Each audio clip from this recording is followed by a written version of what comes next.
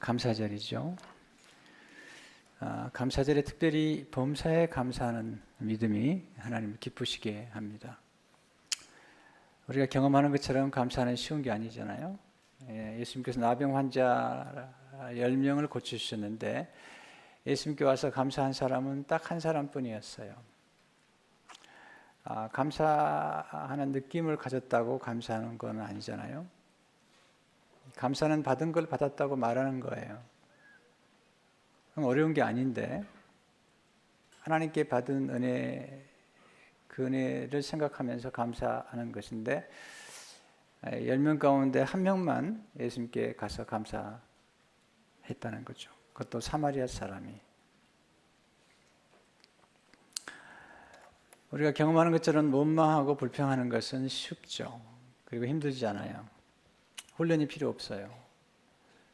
그것은 타락한 인간의 본성이기 때문에 그렇죠. 근데 감사는 하나님의 본성이세요. 그렇기 때문에 배워야 되고 훈련을 해야 되고 거룩한 습관을 형성해야만이 가능한 것이죠. 네, 특별히 사도 바울은 오늘 범사에 감사하고 항상 감사하라. 바울이 에베소서를 기록할 때는 로마 옥중에서 기록한 것이죠. 그런 몸이 약했죠.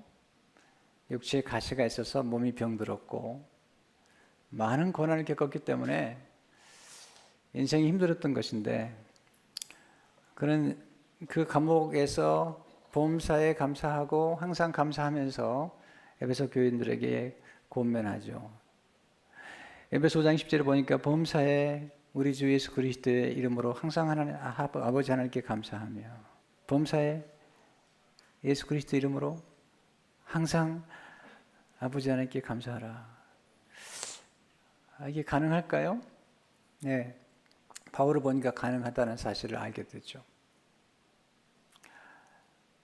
그런 모든 환경을 뛰어넘어서 지금 범사에 감사하고 있죠. 감사할 수 있는 조건만 감사하는 것이 아니라 감사할 수 없는 환경에서도 감사하고 있는 거죠. 우리는 어떤 사건이 터지면 그 사건을 너무 일찍 해석하고 일찍 결론을 내릴 수가 있기 때문에 우리는 감사 잘 못하는 것 같아요. 이제 수능 시험이 끝났잖아요, 한국에서.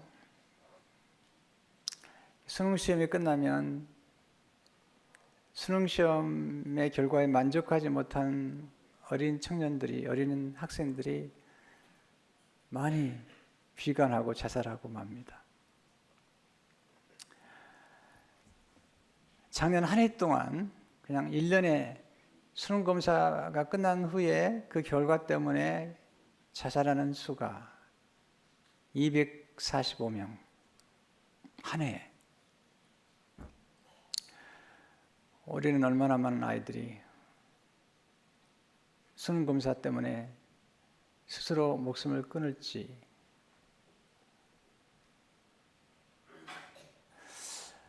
만약에 부모님들이 인생에 공부가 중요하긴 하지만 그건 전부가 아니라고. 실패하고 떨어지는 것도 괜찮다고. 멀리 보면 별거 아니라고.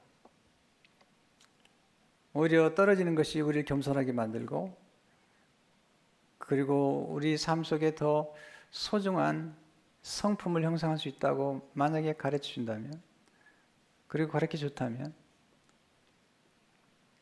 그런 결과를 나오지 않았을 것 같다는 생각을 하게 되는 거죠. 바울은 범사에 감사하고 있죠. 이 감사는 더 근원적인 감사, 본질적인 감사를 하기 때문에 범사의 감사가 가능한 거죠. 바울은 어떻게 감사했고 누구에게 감사했고 왜 감사했고 그가 감사했던 삶의 결과는 어떤 결과였을까요? 첫째로 하나님 아버지를 알면 범사에 감사할 수 있다는 거죠. 20절 다시 보세요. 범사에 우리 주 예수 그리스도 이름으로 항상 아버지 하나님께 감사하며 축복의 대상을 분명히 알았죠. 감사는 감정이 있는데 감사할 대상을 알지 못한다면 아니 그런 대상을 갖지 못한다는 것은 비극이라는 거죠. 게브리엘 로세티는 무신론자의 비극을 이렇게 기록했습니다. 무신론자에게 가장 비참한 순간은 순수하게 감사를 느끼면서도 그 감사를 표현할 대상이 없을 때다.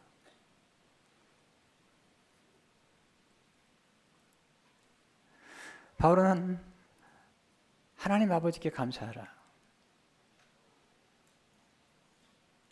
아니, 우리가 하나님의 자녀가 된 것을 인하여 감사하라.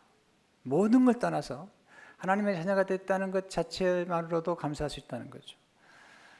바울은 본래 우린 진노의 자녀였어요. 아담의 범죄 때문에 진노의 자녀가 되었고, 예수님은 바리새인들에게 너희 아비 마귀라고 얘기하셨잖아요. 그 때문에 원죄로 말미암아 우리 인간은 진노의 자녀가 되었고 마귀의 자녀가 되었는데, 예수 그리스도로 말미암아 하나님의 자녀가 되었고, 예수 그리스도의 하나님이 우리 하나님 되셨다. 여기서 우리가 하나님 아버지에 대한 지식 몇 가지가 필요한데요. 첫째, 하나님 아버지는 예수 그리스도의 아버지시다는 거죠. 예수님 하나님의 아들이시죠. C.S. 루이스는 순전한 기독교에서 이렇게 영적인 논리를 제공하죠. 사람이 사람을 낳으면 사람이다. 동물이 동물을 낳으면 동물이다. 하나님이 하나님을 낳으면 하나님이시다. 그런 까닭에 예수님은 하나님의 아들이시면서 또한 하나님이시다. 예수 그리스도의 하나님. 구약은 하나님께서 하나님 자신을 드러내 보실 때 아브라함의 하나님, 이삭의 하나님, 야곱의 하나님이라고 하나님 자신을 드러내 보이면서 그들과 맺은 언약을 이루시는 하나님으로 나타나시죠. 옛 언약이죠. 신약은 하나님 자신을 표현할 때 그렇게 표현하지 않아요. 아브라함의 하나님, 이삭의 하나님, 야곱의 하나님이라고 표현하지 않고요. 주 예수 그리스도의 하나님이라고 표현하는 거죠. 이것은 새 언약의 시대가 왔다는 거죠. 에베소 1장 7절에 보니까 17절에 보니까 우리 주 예수 그리스도의 하나님, 예수 그리스도의 하나님, 그분의 아버지, 영광의 아버지께서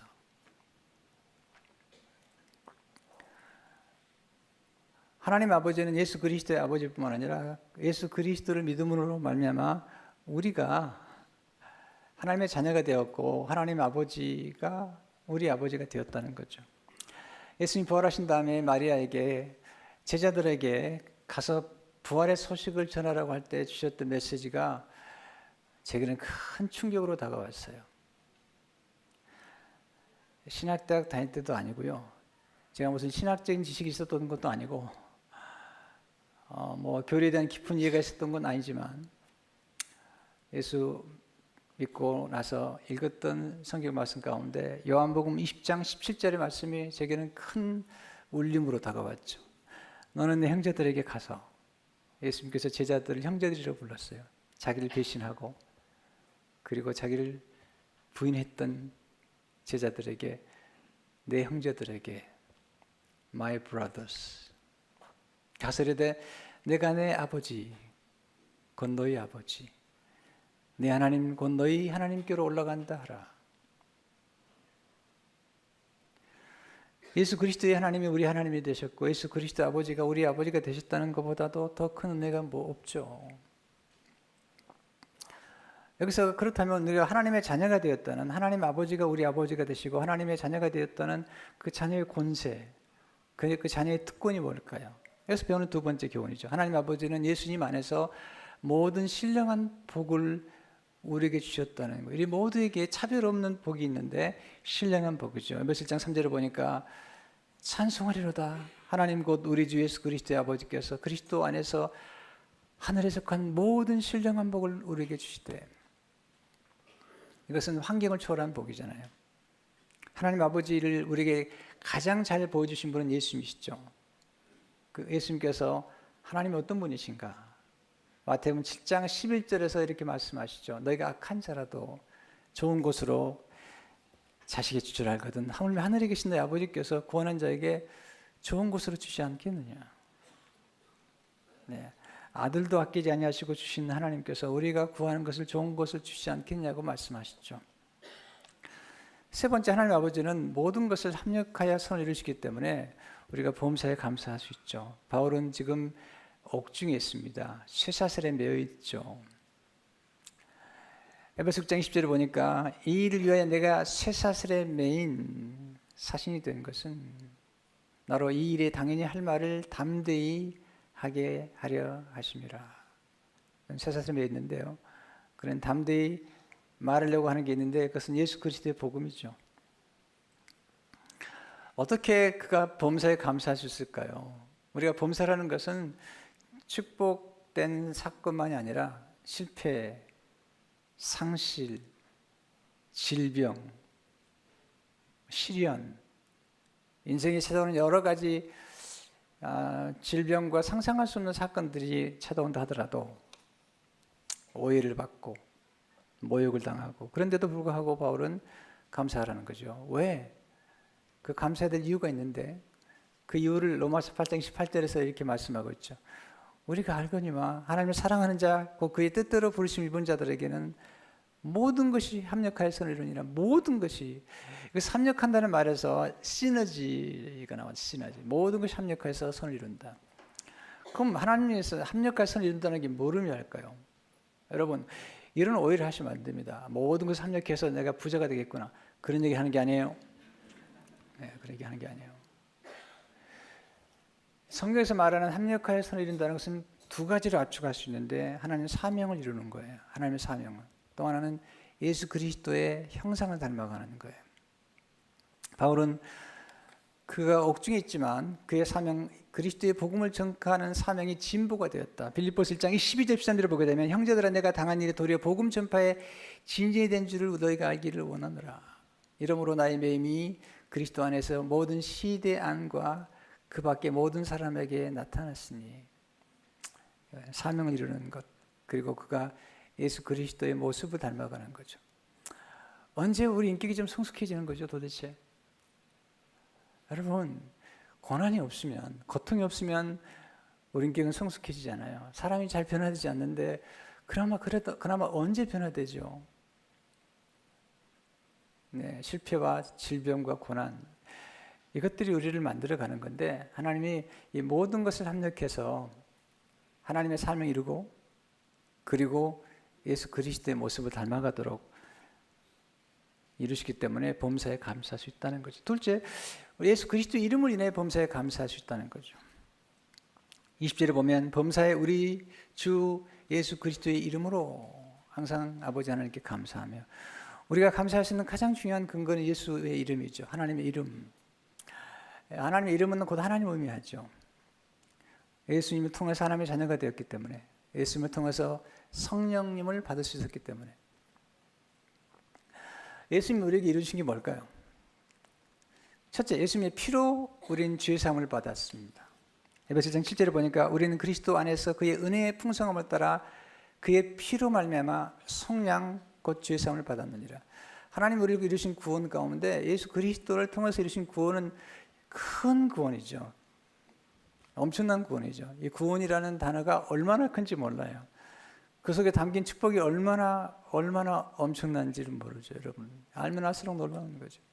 그 중에 가장 중요한 것은 예수 그리스도를 통해서 용서를 받고 하나님의 자녀가 되었고, 예수 그리스도의 의로우심을 우리가 힘입게 되었다는 거죠. 다윗의 생애 가운데 그가 정말 감사한 건 왕이 되는 것이 아닙니다. 시편 103편 2절 3절에 보면, 내 영혼아 여호와를 송축하며 그의 모든 은택을 잊지 말지어다. 내가 내 모든 죄악을 사하시며 내 모든 병을 고치시며. 다윗의 감사의 첫 번째 으뜸은 모든 죄악을 사하셨다는 거죠. 다윗도 많이 아팠던 것 같아요. 시편에 보면 그가 아팠다는 얘기가 많이 나와요. 모든 병을 치료하셨다. 둘째로 예수님의 피로 하나님 아버지께 담대히 나갈 수 있게 되었다는 거죠. 구약의 성도들은 하나님 아버지 앞에 나갈 수 없었어요. 누굴 통해서 나가냐면 제사장을 통해서. 그것도 대제사장만 1년에 한 번씩 은혜의 보좌 앞에 나가서 하나님을 만나는데, 그것도 피 없이는 만날 수 없죠. 짐승의 피로 만났는데, 신약의 우리들에게는 예수님께서 흘린 피로 우리가 하나님의 자녀가 되었고 그 피로 말미암아 담대히 하나님께 나갈 수 있게 되었다는 거죠. 히브리서 10장 19절 20절에 보니까 그러면 형제들아 우리가 예수의 피를 힘입어 성소에 들어갈 담력을 얻었나니 그 길은 우리를 위하여 휘장 가운데로 열어놓으신 새로운 살 길이요 휘장은 곧 그의 육체니라. 이제는 두려움이 아니라 담력으로 하나님 앞에 두근거리는 마음으로 나아갈 수 있다. 히브리서 4장 16절을 보니까 그러므로 우리는 긍휼하심을 받고 때를 따라 돕는 일을 얻기 위하여 은혜의 보좌 앞에 담대히 나아갈 것이니라. 여러분 관계가 중요하잖아요. 관계가 형성이 되면 구할 수가 있죠.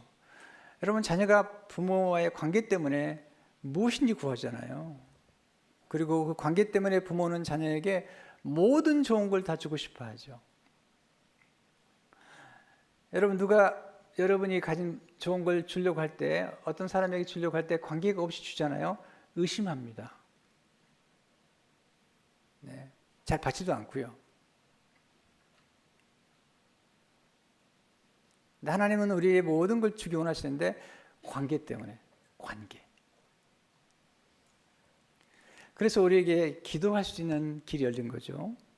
세 번째로 예수 이름으로 무엇인지 하나님 아버지께 기도할 수 있게 된 거죠. 요한복음 14장 13절 보니까 너희가 내 이름으로 무엇을 구하든지 whatever you ask in my name 내가 행하리니 와, 이는 아버지로 하여금 아들로 말미암아 영광을 받으시게 하려 함이라. 기도하는 게 얼마나 중요한지 모르죠. 여러분 기도도요 계획을 세우셔야 돼요. D.A. 카슨이라는 분이 유명한 신학자인데요. 이분이 바울의 기도라는 책을 썼어요. 그 책에 보니까 이렇게 시작하더라고요. 당신이 기도하기 원하면 기도를 계획해야 된다. 많은 분들이 기도를 하기 원하지만 거의 기도를 잘 못하고 산다. 왜냐하면 기도를 계획하지 않기 때문이다. 우린 중요한 건 다 계획을 세우잖아요. 근데 하나님과 깊은 친교 속에 들어가고 우리가 구한 모든 것을 주시겠다고 약속하신 그 하나님께 나가서 기도하는 것은 왜 그토록 시간을 내지 못하는 걸까요? 계획을 세우지 않아서 그래요. 그리고 이 기도의 중요성과 그 기도의 능력을 몰라서 그랬죠. 세 번째, 성령 충만을 통해서 범사에 감사할 수 있는 거죠. 오늘 범사에 감사라는 이 말씀의 문맥을 잘 살펴야 돼요. 항상 말씀을 우리가 공부할 때 문맥과 더불어서 성경 말씀을 이해해야 되는데 사도 바울이 항상 감사할 수 있고 범사에 감사할 수 있는 이유를 에베소 5장 18절에서 말씀하고 있죠. 술 취하지 말라. 이는 방탕한 것이니 오직 성령으로 충만함을 받으라. 비교를 했어요. 술 취하지 말라. 이는 방탕한 것이니 오직 성령으로 충만함을 받으라. 비슷한데 어디 취했냐는 거예요. 여러분 술 취하는 사람은 방탕하게 되죠. 방탕이란 말이 뭐냐면 낭비하는 거예요. 탕자가 아버지의 재산을 받아가지고 허랑방탕했어요. 재산을 낭비했어요. 누가복음 15장 13절에 보니까 그 며칠이 안 되어 둘째 아들이 재물을 다 모아가지고 먼 나라에 가 거기서 허랑방탕하여 그 재산을 낭비하더니 방탕했다, 낭비했다. 왜 그랬을까요? 지각을 상실해버린 거죠. 여러분 바울이 술 취하지 말라고 얘기한 것은 술 취하면 감각이 무뎌집니다. 저는 술은 취해보지 않았지만 술 취하는 사람들을 많이 봤어요. 감각이 무뎌지면요 쓸데없이 담대해집니다. 사장님하고 야자 게임합니다. 얘기하죠. 사장님이 괜찮다고 뭐든지 얘기하라고 그리고 얘기한 다음에 그 다음날 잘립니다. 감각이 상실되기 때문이죠. 여러분 술 취하면 방탕하게 되고요 음란하게 됩니다. 왜냐하면 감각을 잃어버렸기 때문에. 에베소 4장 19절에 보니까 그들이 감각 없는 자가 돼요. 자신을 방탕에 방임하여 모든 더러운 것을 욕심으로 행하되 감각을 상실한 순간 방탕하게 되고 그리고 파멸을 이르게 된다. 술 취하게 되면 약간 어떤 분들은 굉장히 관대해지, 제너러스 하더라고요. 근데 그 제너러스가 얼마나 거짓말이 있는 제너러스 몰라요. 제 큰형님이 나중에 예수를 믿으셨지만 제가 어릴 적에 제 형님하고 저하고 나이 차이가 많이 났어요. 근데 형님이 소주를 좋아해서 술을 좋아했어요. 근데 평소에는 말이 없는 분인데 술을 드시면 말이 많고요. 두 번째는 평소에 굉장히 평소에 인색한 분인데 술을 마시면 아주 제너러스해져요. 지금도 기억이 나요. 한 번은 술을 마시고 기분이 좋았나 봐요. 저도 부르고 누님도 부르더니 딱 꺼내 돈을 다 나눠주는 거예요. 용돈. 그리고 아침 일어나니 다 다시 걷어들이는 거예요. 이건요, 제가 웃자고 하는 얘기가 아닙니다. 진짜로 경험했던 얘기들이에요. 정신이 나니까 이분이 이게 아닌 거예요. 다시 다 부르더니 돈 다시 다 가져오래요. 그러니까 술김에 나는 제너러스는 제너러스가 아니에요. 성령에 의해서 오는 건 다르잖아요. 여러분, 성령의 역사를 경험하게 되면 이 지각이 새로워집니다. 그리고 제일 중요한 게요, 성령은 낭비하지 않습니다. 은사를 더해줍니다. 능력을 더해주고 지혜와 총명과 명철을 더해줍니다. 우리를 유익하게 하는 거예요. 우리가 하여금 생산적인 사람이 되게 만드는 거예요. 우리를 파멸에 이르는 것이 아니라 우리가 아주 유익하고 생산적인 사람이 되도록, 쓸모 있는 사람이 되도록 가치를 더해주는 거예요. 여러분, 세상 살아가면 제일 중요한 게 먼저 지혜죠. 이 감사와의 관계 속에서, 이 문맥 속에서 사도 바울이 말하려고 하는 이런 얘기죠. 성령 충만해야지 지혜로워지고 성령 충만한 사람이 감사할 수 있다. 그래서 에베소 5장 15절 16절을 보게 되면, 그런즉 너희가 어떻게 행할지를 자세히 주의하여 지혜 없는 자 같이 하지 말고 오직 지혜 있는 자 같이 하여 세월 아끼라. 때가 악하니라. 어떻게 행할지를 자세히 주의하여. Be very, very careful how you live, how you talk. 여러분 보세요. 성령이 오셔야지 내가 지혜로워지고 어리석지 않게 됩니다. 하나님의 뜻을 제대로 분별하려면요, 하나님의 뜻은 관계 속에서 행동됩니다. 감정이 아니에요. 여기서 17절을 보니까 그러므로 어리석은 자가 되지 말고 오직 주의 뜻이 무엇인가 이해하라. 여러분, 감정이 중요하지만, 물론 이런 감사하는 감정, 이런 감정은 좋지만 우리 인생 가운데 감정을 잘못 다스려서 얼마나 많은 피해가 망신하는지 모르죠. 감정을 믿으시나요? 여러분, 교회 들어올 때와 나갈 때와 감정이 달라요.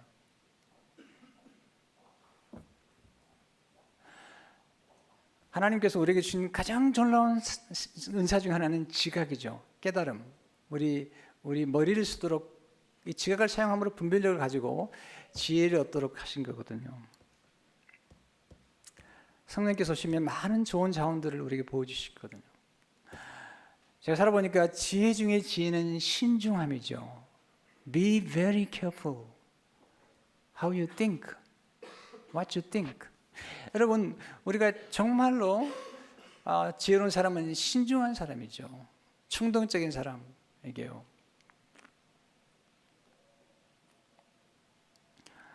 제 정말요, 지금은 정말 신중합니다. 네, 돌다리를 들어가는 게 아니라 세 다리도 들어가는 사람이에요, 내가. 그래도 가끔 실수를 하는데.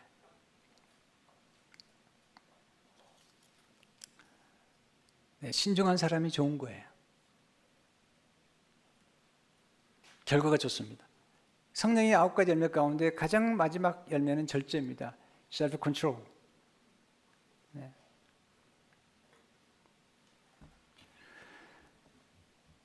놀라운 사실은 성령 충만하게 되면 남이 못 보는 게 보게 됩니다.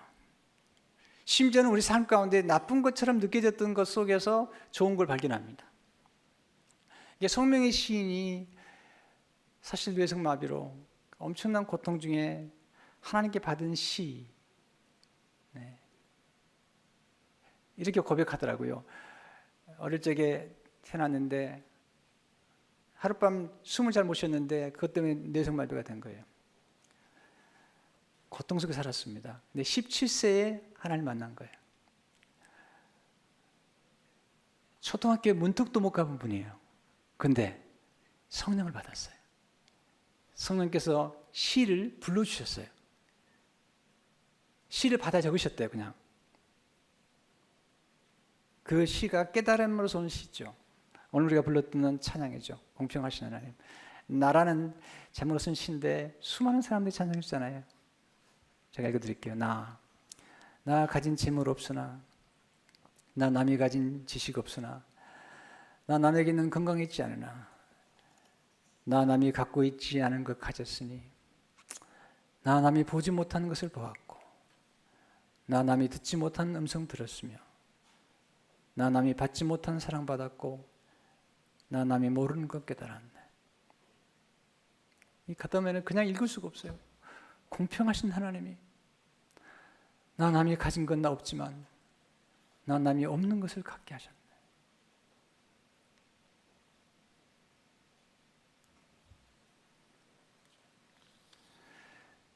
이런 깨달음을 통해서 우리가 하나님께 감사할 수 있는 거죠. 여러분, 인생 수업이란 뭘까요? 감사하는 걸 배우는 게 인생 수업이에요. 어떻게 감사를 배우죠? 덕분이라는 말을 쓰는 거예요. 자주. 하나님 덕분에, 남편 덕분에, 교회 덕분에. 또 하나는 과분히 하는 거죠. 더 많이, 더 크게, 더 빨리가 아니라 내가 지금 받게 되는 사랑도 너무 과분하다는 거죠. 여러분, 덕분에와 과분해를 자주 사용하세요. 그러면 놀라운 일이 벌어지는데, 감사하면 어떤 일이 벌어지죠? 첫째, 감사하면 관계가 좋아집니다.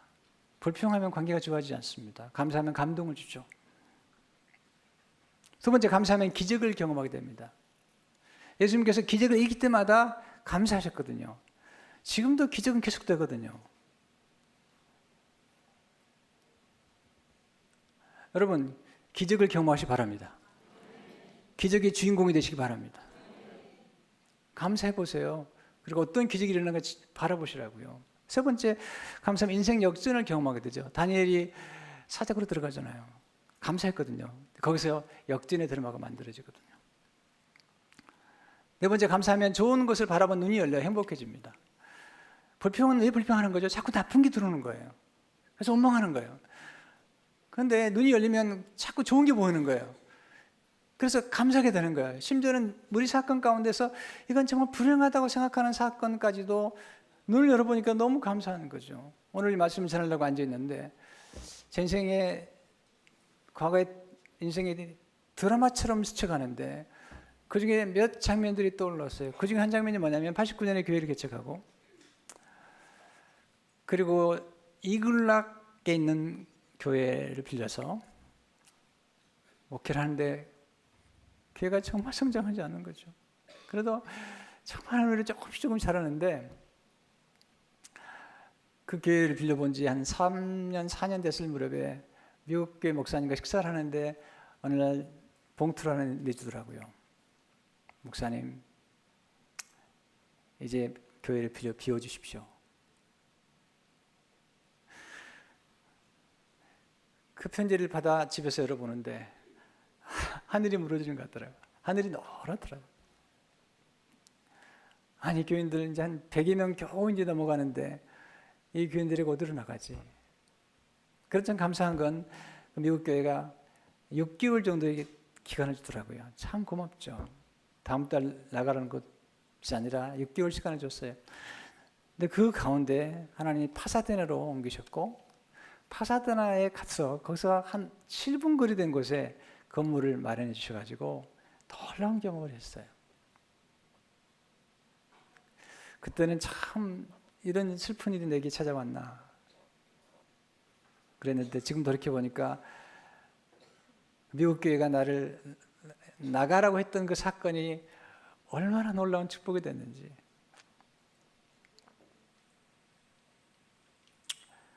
여러분, 어떤 상황에서도 눈이 열리면 좋은 것을 보게 됩니다.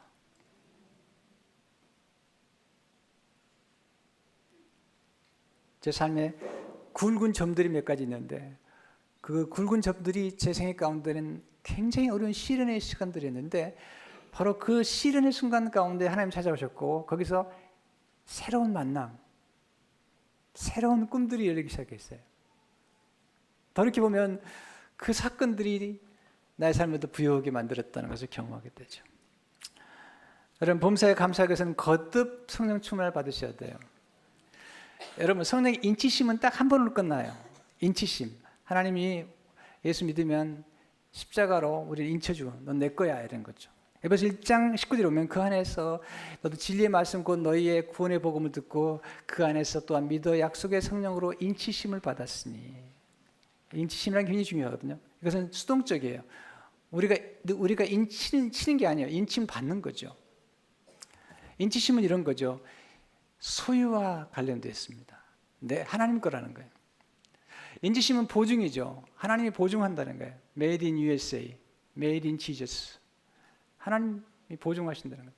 또 하나는 보호하시는 거죠. 하나님 거기 때문에 책임지고 보호하겠다는 거죠. 인치심이 그런 거 중요한 거죠. 사탄이 건들지 못하게 하겠다는 거죠. 근데 성령 충만은 수동적이 아니에요. 반복적이면서도 능동적으로 우리가 사모해야 돼요. 성령을 받으라고 그럴 때 마음을 열어야 돼요. 예수님께서 예루살렘을 떠나지 말고 성령을 받으라고 얘기할 때 그들이 그냥 있었던 게 아닙니다. 모여서 간절히 기도하고 사모했어요. 그랬더니 또 성령의 충만을 받고 2장에서 4장에서 또 반복되는 성령 충만 역사가 나타났던 거거든요.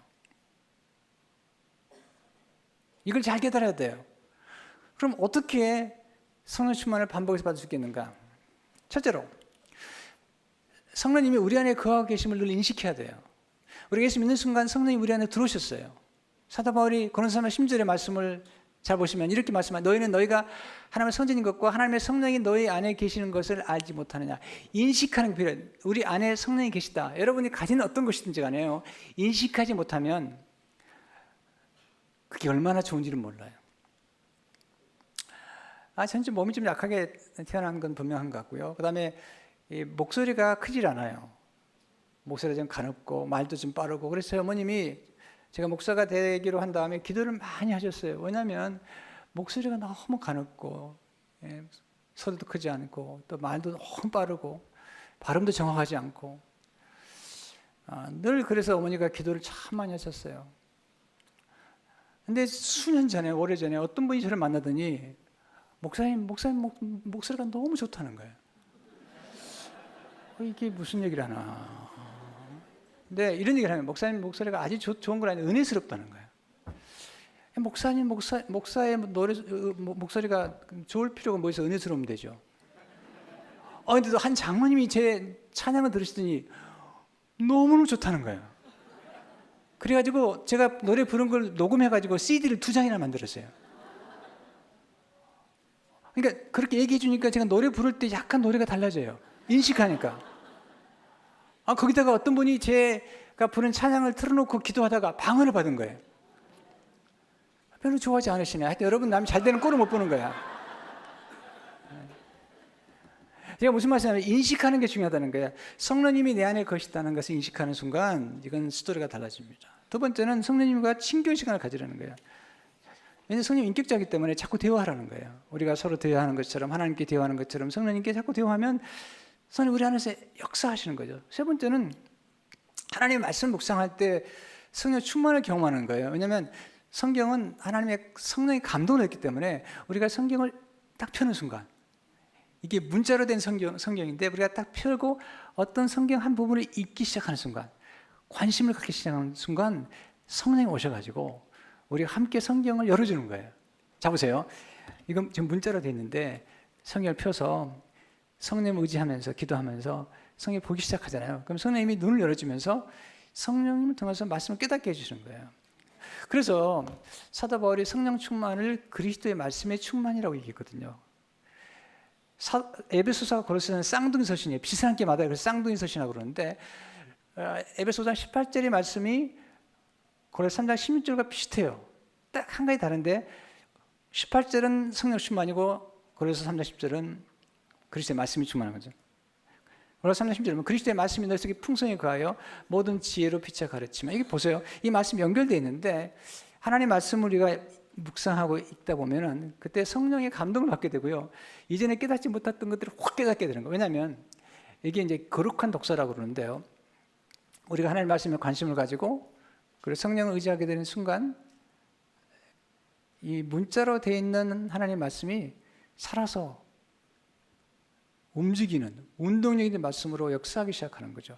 마치 에스겔 골짜기에 마른 뼈가 성령이 오시니까 성령의 기운을 불어넣어 주니까 군대가 된 것처럼 이 하나님의 말씀이 살아서 움직이기 시작하는 순간 순식간에 놀라운 깨달음이 얻기 시작하는 거죠. 그래서 여러분 성경 읽다가 스스로 놀라는 거예요.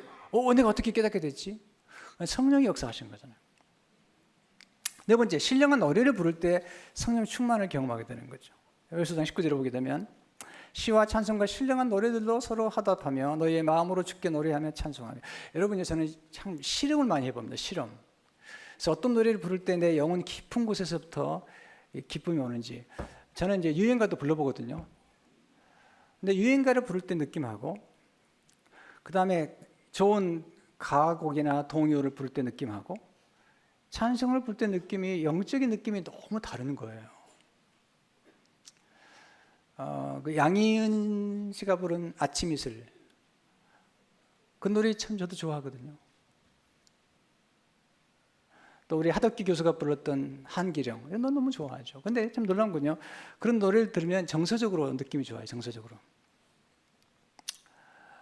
근데 놀라운 것은요, 찬송을 부르기 시작하잖아요. 그러면 우리 영혼 깊은 데서 있는 영혼이 기쁨을 경험하기 시작해요. 한번 여러분 경험해 보시면 알 수 있어요. 그러니까 좋은 노래 요즘 많잖아요. 에모? 그 노래 좋은가? 당신 앞에 서면 내가 작아진다고 뭐 그런 노래 있잖아요. 모르시나? 그런 노래도 너무 좋더라고. 가사도 좋고 뭐 가사도 은혜가 돼요. 그런데 그런 노래 좋지만 신령한 노래와 연주, 이런 노래와 음악도 연주될 때 우리 영혼 깊은 곳을 터치하는 그런 기쁨과 감사가 있거든요. 오늘도 우리가 성명의 시인의 찬송을 하고 여호와 우리 주여 주의 이름이 어찌 그리 아름다운지요 라고 찬양할 때 그때 오는 감격과 그때 오는 느낌은요, 이건 세상에서 부른 노래하고는 너무 차이가 나는 거죠. 자, 여러분, 예배 시간에 1시간 정도 예배 드리는 것 같지만 이 예배 시간에 우리는 성령님에 의해서 거룩한 샤워를 하는 느낌이에요. 느낌이 다른 거죠. 그래서 성령이 우리 안에 계실 때 놀라운 역사뿐만 아니라 성령이 역사하는 곳에 가면 성령의 노래로, 성령의 감동을 받는 노래, 신령한 노래인데 신령한 노래를 부르면 성령이 우리 안에서 감화를 주고 감동을 주기 때문에 놀라운 은혜를 경험하게 되는 거죠.